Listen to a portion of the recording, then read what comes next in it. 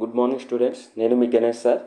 ఇక్కడ మన స్కూల్ ఎస్టైకి సంబంధించి మ్యాథ్స్ సెట్స్ అనేవి ఇక్కడ ఒక 30 అబవ్ క్వశ్చన్స్ అనేది ఎక్స్ప్లెనేషన్ ఇవ్వదలుచుకున్నాం. నెక్స్ట్ ఇంకొక క్లాస్ అనేది సెట్స్కి సంబంధించి ఉంటుంది. చాలామంది అభ్యర్థులు 6th క్లాస్ నుంచి 10th వరకు, next inter first year and second year text books classes conduct చేయమంటున్నారు. ఖచ్చితంగా నేను ఇంటర్మీడియట్ నుంచి స్టార్ట్ చేయడం జరుగుతుంది స్కూల్ అసిస్టెంట్. అదేవిధంగా ఎస్జిటి స్కూల్ అసిస్టెంట్ సంబంధించి 6th క్లాస్ నుంచి 10th క్లాస్ వరకు కంటిన్యూ చేయడం జరుగుతుంది. ప్రతి ఒక్కరిని అవతల స్కూల్ అసిస్టెంట్ని, ఇటువైపు ఎస్జిటిని, రెండింటిని కాంబినేషన్ పైన ఖచ్చితంగా మీకు క్లాసెస్ అనేది కండక్ట్ చేయడం జరుగుతుంది. అదేవిధంగా మల్టిపుల్ చాయిస్ క్వశ్చన్స్ కూడా మీకు చాలా క్లుప్తంగా వివరణ ఇస్తూ మీకు చెప్పడం జరుగుతుంది. ఇక్కడ మనకి ప్రతి చాప్టరు ఇంటర్మీడియట్ ఫస్ట్ ఇయర్లో ఉన్నటువంటి సెట్స్ టెక్స్ట్ బుక్ను ఒకసారి రిఫర్ చేయండి. ఆ తర్వాత ఈ క్వశ్చన్స్ కూడా ఒకసారి చెక్ చేయండి. అంటే టెక్స్ట్ బుక్లో ఉన్నటువంటి సిలబస్ అనేది అంతగా లేదు. మ్యాక్సిమం ఎస్జిటి కావచ్చు, స్కూల్ అసిస్టెంట్ కావచ్చు, టెక్స్ట్ బుక్లో ఉన్న క్వశ్చన్నే మనకి ఫార్మేషన్ చేయడం జరుగుతుంది. కాబట్టి టెక్స్ట్ బుక్ను ప్రామాణికంగా తీసుకొని మనకి ఈ క్వశ్చన్స్ అన్నీ కూడా ఇవ్వడం జరుగుతుంది. కాబట్టి డిఎస్సిలో అవ్వచ్చు, టెట్లో కావచ్చు. ఇప్పుడు ప్రస్తుతం నేను ఒక విషయం చెప్పదలుచుకున్నాను. ఈ సెట్స్ అనేవి ప్రతి ఇయర్ కూడా సబ్సెట్ పైన ఖచ్చితంగా మనకి ఉపసమితి పైన ఖచ్చితంగా క్వశ్చన్ ఉంటుంది.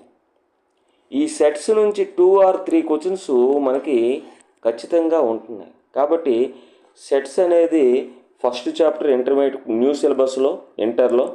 కాబట్టి ప్రతి ఒక్కరూ కూడా ప్రతి ఒక్క చాప్టర్ కూడా ఇలాగే కంప్లీట్ చేయడం జరుగుతుంది. మీరు టెక్స్ట్ బుక్ అన్నారు, టెక్స్ట్ బుక్లో ఉన్నటువంటి ఎక్సర్సైజ్లో ఉన్నటువంటి 1 మార్క్ క్వశ్చన్స్ కూడా 1 మార్క్ క్వశ్చన్స్ చేసినట్టయితే ఇంటర్మీడియట్లో 1 మార్క్ క్వశ్చన్స్ ఉంటాయి. వాటిని చేసినట్టయితే ఖచ్చితంగా మీరు డిఎస్సిలో వాటినే మనకి మల్టిపుల్ చాయిస్ కింద కన్వర్ట్ చేసి మనకి ఇవ్వడం జరుగుతుంది. కాబట్టి ప్రతి ఒక్క అభ్యర్థి ఈ విషయాన్ని గమనించండి. అంత హార్డ్గా ఇంటర్మీడియట్ సిలబస్ అయితే మనకి ఏ డిఎస్సిలో కూడా ఇవ్వలేదు. కాబట్టి ప్రతి ఒక్క అభ్యర్థి గమనించి అప్ టు 10th క్లాస్ వరకు ఉన్న సిలబస్ని కొంచెం హార్డ్ చేస్తున్నాడు, కానీ ఇంటర్మీడియట్ సిలబస్ అయితే అంత హార్డ్ ఏం చేయలేదు. ఓకే, ఇక్కడ చూడండి. ఈ క్వశ్చన్ చూసినట్టయితే మనకి క్రింది వాళ్ళు ఏది సమితి? ఇక్కడ ఇవ్వబడినట్టు 4 ఆప్షన్స్లో ఏది సెట్ అని అడుగుతున్నారు. సమితి అంటే సెట్ అనమాట. Set okay. మీ తరగతిలో మంచి విద్యార్థుల సముదాయం, గుడ్ స్టూడెంట్స్. ఈ గుడ్ అనేది యాడ్జెక్టివ్తో కూడినటువంటి సెంటెన్స్ అనేది సెట్ కాదు, గుర్తుపెట్టుకోండి. ప్రపంచంలో 11 మంది ఉత్తమ క్రికెటర్ల సమితి, ఉత్తమ గుడ్ క్రికెటర్స్, ఇది కూడా యాడ్జెక్టివే, ఇది కూడా సెట్ కాదు. నీ తరగతిలో అందరు బాలికల సముదాయం ఖచ్చితంగా లెక్క పెట్టవచ్చు. లెక్కించడానికి ఇది ఒక మంచి నిర్వచనం, కలెక్షన్ ఆఫ్ వెల్ డిఫైన్డ్. కాబట్టి ఇది సమితి అవుతుంది. ఇక్కడ చూడండి, పాఠశాల గ్రంథాలయంలో మంచి పుస్తకాల సమితి. పుస్తకాలు ఉంటాయి, మంచి పుస్తకాలు అంటున్నాడు, ఇది యాడ్జెక్టివ్. అంటే విశేషణంతో కూడినటువంటి వాక్యాలు అనేవి సెట్ కాదు. కాబట్టి ఇటువంటి క్రింది వాళ్ళ సమితి ఏది, క్రింది వాళ్ళ సెట్ ఏది అని అడగడానికి స్కోప్ ఉన్నటువంటి క్వశ్చన్. మనకి ఇంటర్ టెక్స్ట్ బుక్లో ఎక్సర్సైజ్ 1లో ఉన్నటువంటి వాటిని ఆధారంగా చేసుకొని ఈ క్వశ్చన్ అనేది రూపొందించడం జరిగింది. ఓకే, నెక్స్ట్ గురించి చూద్దాం. ఎక్స్ అనేది 1260 యొక్క ప్రధాన కారణాంకం రోస్టర్ రూపం అని అడిగాడు. ఇక్కడ రోస్టర్ రూపం అడుగుతున్నాడు. ఇది సమితి సెట్ బిల్డర్ ఫామ్, దీని నుంచి రోస్టర్ ఫామ్కి కన్వర్ట్ చేయమంటున్నాడు. 120 యొక్క ప్రధాన కారణాంకం అని అడుగుతున్నాడు. అప్పుడు ఏం చేయాలి? 120ని ప్రధాన కారణాంకాల 1260ని ప్రధాన కారణాంకాల లబ్ధంగా రాయాలి. ఫస్ట్ 2 ఎక్కించేది పోతుంది. 2 6ల 12, 2 3లు 2 0లు. మరలా 2 2 టేబుల్లో పోతుంది. 2 3 జా 2 15 జా. ఈసారి 5 టేబుల్లో పోతుంది. 5 6లు 30, 5 3లు. ఈసారి 3 ఎక్కించేస్తుంది. 3 2లు 3 1లు, తర్వాత 3 7లు. చూడండి, మనకి ప్రధాన కారణాంకాలు 2 ఉంది. 2 2 టైమ్స్ వచ్చింది, అవసరం లేదు, ఒకసారి చాలు. 3 అనేది 2 టైమ్స్ వచ్చింది, ఒకసారి చాలు. 5 7 ఇవన్నీ కూడా ప్రధాన సంఖ్యలే, ప్రధాన కారణాంకాలు. ఇక్కడ చూడండి, ఇక్కడ 2 మిస్ అయింది. ఫస్ట్ ఆప్షన్లో 2 మిస్ అయింది. ఇక్కడ 11 అనేది అదనంగా ఉంది, ఇది రాంగ్. ఇక్కడ 11 అదనంగా ఉంది, ఇక్కడ 5 మిస్ అయింది. ఇక్కడ 11 13 అదనంగా ఉంది, 5 మిస్ అయింది. కాబట్టి 2 3 5 7 ఉన్నది, ఇది మూడో ఆన్సర్ రైట్ ఆన్సర్ అవుతుంది.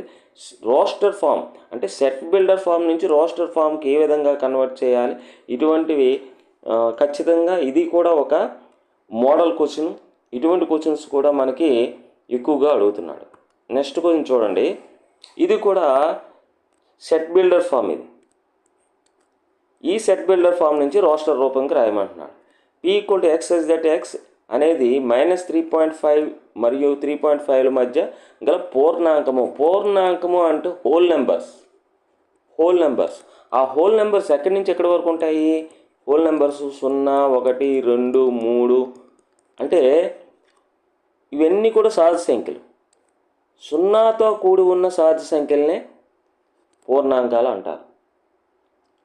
కాబట్టి ఇందులో నెంబర్స్ అన్నమాట. ఇందులో నెంబర్స్ అంటే ఎక్కడి నుంచి ఉంటాయి? 0 1 2 3 4 5 6 ఇలా ఉంటాయి నెంబర్స్ లైన్ పైన ఉన్నట్టయితే. ఇప్పుడు మనకేమన్నా -3.5. -3.5 అంటే ఈ పూర్ణాంకాల్లో ఉండదు, కానీ -3.5 నుంచి 3.5 వరకు అని అన్నాడు.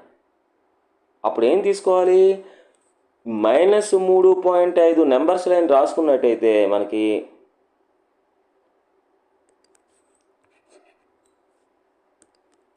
నెంబర్స్ లైను మనము ఏ విధంగా రాయాలంటే,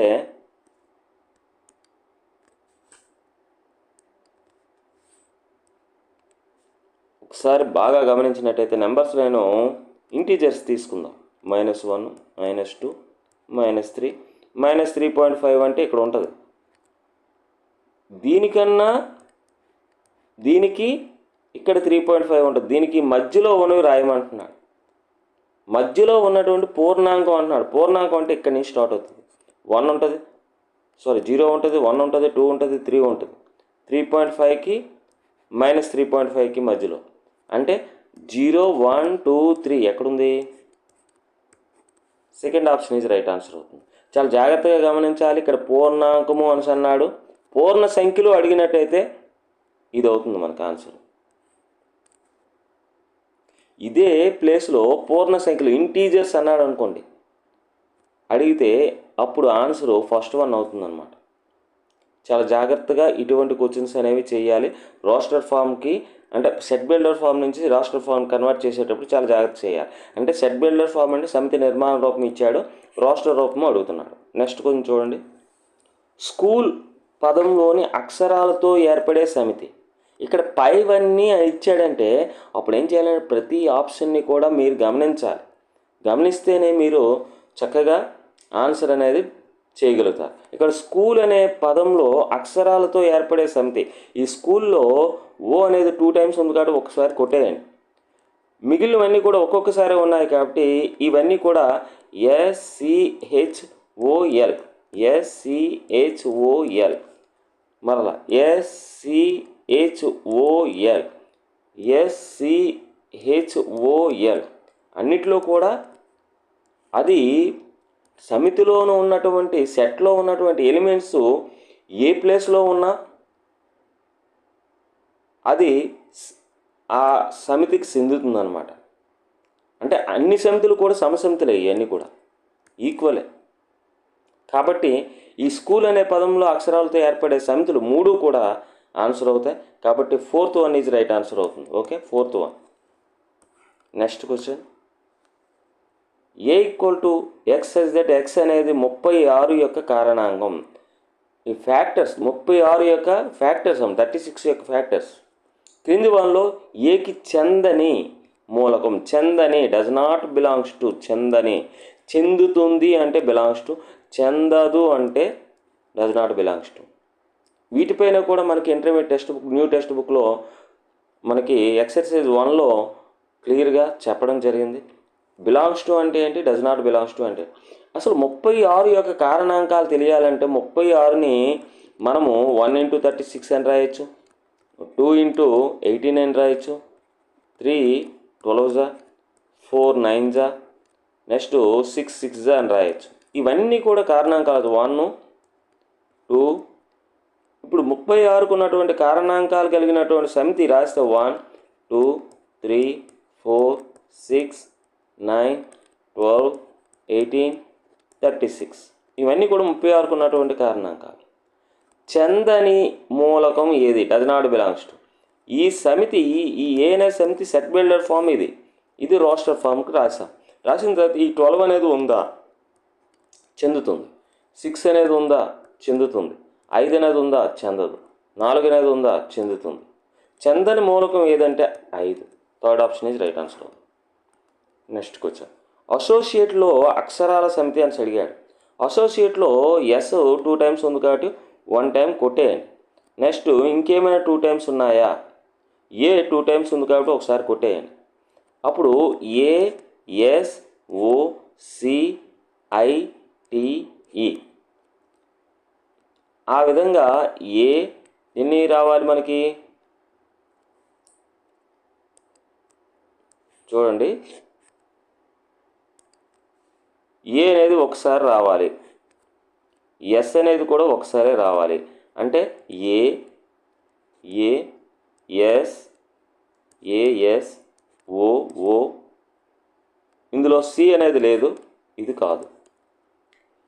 ఏఎస్ఓ ఓకే, ఏఎస్ఓ ఓకే అన్నిట్లో. సిఐటిఈ ఇక్కడ ఉంది, ఇక్కడ సిఐటిఈ లేదు, ఇక్కడ లేదు. సిఐటియు అంటే మనకి థర్డ్ ఆప్షన్ ఇది రైట్ ఆన్సర్ అవుతుంది. ఇవన్నీ కూడా ఇంటర్మీడియట్ న్యూ టెక్స్ట్ బుక్లో ఉన్న సిలబస్ ఆధారంగా ఉన్న క్వశ్చన్సే. చాలా జాగ్రత్తగా గమనించండి. టెక్స్ట్ బుక్ కూడా ఒక్కసారి రిఫర్ చేయండి. టెక్స్ట్ బుక్లో ఏ విధంగా ఇస్తున్నాడు క్వశ్చన్స్. తెలుగు అకాడమీ బుక్ను మాత్రమే ప్రిపేర్ అవ్వండి. ప్రిపేర్ అయిన తర్వాత ఈ క్వశ్చన్స్ కూడా చూసినట్టయితే మీకు ఒక అవగాహన వస్తుంది. మంచిగా ప్రిపేర్ అవ్వండి, ఖచ్చితంగా మీరు మీ యొక్క గోల్ని సాధిస్తారు. ఈ క్రింది వాళ్ళలో శూన్య సమితి అని అడిగాడు. శూన్య సమితి అంటే null set, empty set, null set or empty set. దీన్ని పైతో ఇండికేట్ చేస్తాం, ఈ విధంగా ఉంటుంది సెట్. 2 కన్నా పెద్దదైన సరిప్రధానకం అన్నాడు. సరిప్రధానకం అంటే ఈవెన్ ప్రైమ్ నెంబర్ అనమాట. ఈవెన్ ప్రైమ్ నెంబర్ అనేది ఉండేది ఒకటే, 2 కన్నా పెద్దది ఈవెన్ ప్రైమ్ నెంబర్ ఏమి ఉండదు. ఇదే శూన్య సమితి అవుతుంది. మరి సరిప్రధానాంకం అని అన్నాడు ఇక్కడ. అంటే ఈవెన్ ప్రైమ్ నెంబర్ ఖచ్చితంగా ఈ సెట్లో ఖచ్చితంగా 2 అనే ఎలిమెంట్ ఉంటుంది. అంటే 2 అనేది ఒకే ఒక ఎలిమెంట్ ఉంది కాబట్టి దీన్ని సింగిల్టన్ సెట్ అంటారు. ఏకమూలక సమితి అని తెలుగులో అంటారు. Okay, X such that X ఒక సాధ సంఖ్య మరియు సాధ సంఖ్య అంట 1 less than x less than 3 అని ఇచ్చాడు. ఖచ్చితంగా 1కి 3కి మధ్యలో ఉండే నేచురల్ నెంబర్ ఏమవుతుంది, ఖచ్చితంగా 2 అవుతుంది. x² = 4 మరియు ఎక్స్ అనేది ఒక సహజ సంఖ్య అంట. x² = 4 అయ్యే విధంగా ఎక్స్లు ఏముంటాయి మనకి, 2 ఒక్కటే ఉంటుంది. 2² = 4 అవుతుంది. అంటే ఎక్స్ ప్లేస్లో ఏముంది, ఇక్కడ 2 ఉంది. అంటే దీని యొక్క ఆన్సర్ కూడా 2 అవుతుంది. అంటే ఇది ఒక ఏకమూలక సమితి, ఇది ఒక ఏకమూలక సమితి, ఇది కూడా ఏకమూలక సమితికి ఉదాహరణ. ఇది మాత్రం శూన్య సమితికి ఉదాహరణ అవుతుంది, ఎగ్జాంపుల్ అవుతుంది. సరిప్రధానాంకము 2 కన్నా 2 కన్నా 2 అనేది మాత్రమే సరిప్రధానాంకం. 2 కన్నా పెద్దదైనటువంటి సరిప్రధానాంకం ఉండదు కాబట్టి ఇది ఒక నల్ సెట్, ఎంటీ సెట్ అవుతుంది. అంటే మన ఆన్సర్ ఎంటీ సెట్ని గుర్తించమన్నాడు కాబట్టి ఇది ఫస్ట్ వన్ ఎంటీ సెట్ అవుతుంది. మిగిలిన రిమైనింగ్ ఈ సెట్స్ అన్నీ కూడా సింగిల్టన్ సెట్స్, ఏకమూలక సమితులు. ఈ క్వశ్చన్స్ చెప్పే విధానం మీ అందరికీ నచ్చినట్టయితే లైక్ చేయండి, సబ్స్క్రైబ్ చేయండి. పక్కనే ఉన్న బెల్ ఐకాన్ని క్లిక్ చేసినట్టయితే నేను అప్లోడ్ చేసే ప్రతి వీడియో కూడా మీకు నోటిఫికేషన్ రూపంలో రావడం జరుగుతుంది. ఖచ్చితంగా స్కూల్ అసిస్టెంట్ ప్రిపేర్ అవుతున్న ప్రతి అభ్యర్థికి కూడా మన యొక్క వీడియోస్ని షేర్ చేయండి. నేను మరింత రెట్టింపు ఉత్సాహంతో చేయడానికి అవకాశం ఉంటుంది. ఓకేనా? ఇక్కడ చూడండి, సింగిల్టన్ 2 ఇది సింగిల్టన్ సెట్ లేదా ఏకమూలక సమితిని సూచించు సమితి నిర్మాణ రూపం ఏదని అడిగాడు. ఇక్కడ చూడండి, ఎక్స్ సరి ప్రధానాంకము. ఖచ్చితంగా ఇది సింగిల్టన్ సెట్ అవుతుంది, దీన్ని సూచించే సెట్ అవుతుంది. ఇక్కడ పైవన్నీ ఇచ్చాడు అంటే ఖచ్చితంగా ఇవన్నీ ఆప్షన్స్ కూడా చెక్ చేయాలి. ఇక్కడ చూడండి, X is that 1 less than x less than 3, X ఒక సహజ సంఖ్య. ఎక్స్ అనేది సహజ సంఖ్య అంట, 1కి 3కి మధ్యలో ఉంటుందంట. అంటే ఖచ్చితంగా అది సెట్లో ఖచ్చితంగా 2 ఉండాలి. ఎక్స్ స్క్వేర్ ఈక్వల్ 4, ఎక్స్ ఒక సహజ సంఖ్య. ఎక్స్ అనేది ఏ విధంగా ఉంటుంది? అసలు ఎక్స్ స్క్వేర్ ఈక్వల్ టు 4 అంటే ఎక్స్ విలువ 2 ఉంటేనే 4 వస్తుంది, లేదా -2 ఉన్నా సరే వస్తుంది. -2 హోల్ స్క్వేర్ ఉన్నా 4 వస్తుంది. కానీ వాడేమంటున్నాడు, ఎక్స్ అనే సహజ సంఖ్య ఉన్నాడు, ఇదేమో ఇంటీజర్ జెడ్లో ఉంటుంది. కానీ ఆడేమంటున్నాడు, ఎక్స్ బిలాంగ్స్ టు ఎన్ అంటున్నాడు, అంటే సహజ సంఖ్య తీసుకోమంటున్నాడు. అంటే ఎక్స్ అనేది 2కి మాత్రమే చెందుతుంది. అంటే ఇక్కడ కూడా సింగిల్టన్ సెట్ అయ్యింది. కాబట్టి అన్నీ కూడా ఒక్క సమితిలో ఒకే ఒక ఎలిమెంట్ 2 ఉండే విధంగా వచ్చిన సెట్స్ ఈ 3 ఎగ్జాంపుల్స్ కూడా అవుతున్నాయి. కాబట్టి పైవన్నీ మన ఆన్సర్ అనేది అవుతుంది. నెక్స్ట్ కొంచెం చూద్దాం. క్రింది వాన్లో అపరిమిత సమితి infinite set, finite set, infinite సెట్లు గురించి కూడా మనకి ఇంటర్మీడియట్ సిలబస్లో టాపిక్ కింద ఇవ్వడం జరిగింది.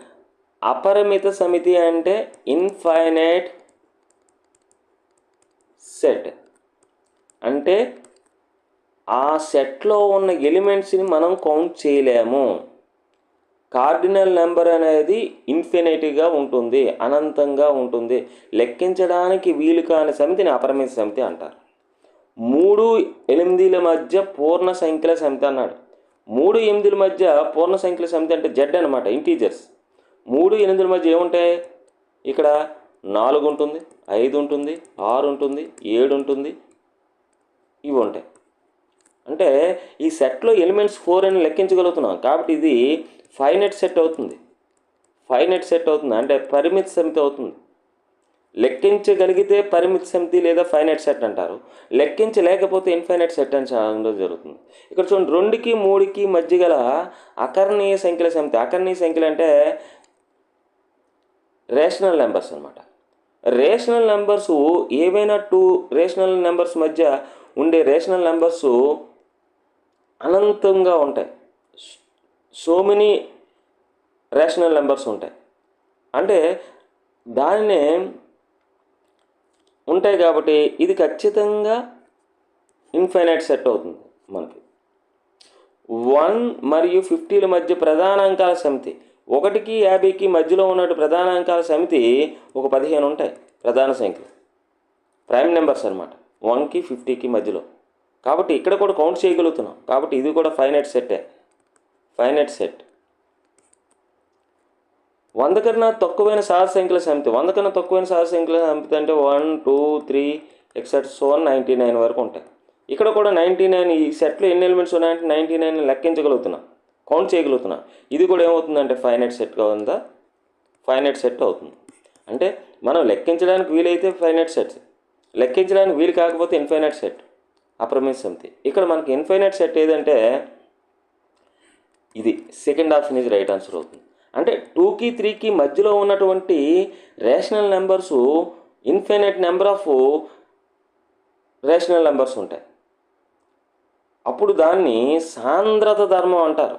అలా రెండు అకర్ణీయ సంఖ్యల మధ్య ఉన్నటువంటి అకర్ణీయ సంఖ్యలు అనంతంగా ఉంటాయి, లెక్కించడానికి వీలు లేనన్ని అకర్ణీయ సంఖ్యలు ఉంటాయి. కాబట్టి దాన్నే సాంద్రత ధర్మం అని అంటారు, సాంద్రత ధర్మం, డెన్సిటీ లా అంటారు. Okay, next question. Number of pi అన్నాడు. పై అంటే ఏంటి? శూన్య సమితి. శూన్య సమితిలో ఉంటాయా మూలకాలు? ఉండవు. నెంబర్ ఆఫ్ పై ఈక్వల్ ఏమవుతుంది? అప్పుడు ఖచ్చితంగా 0 అవుతుంది. చాలామంది నిర్వచించలేమని పెట్టేసి వస్తారు. Okay, number 1 is right answer. Next question 11th question, 12th question.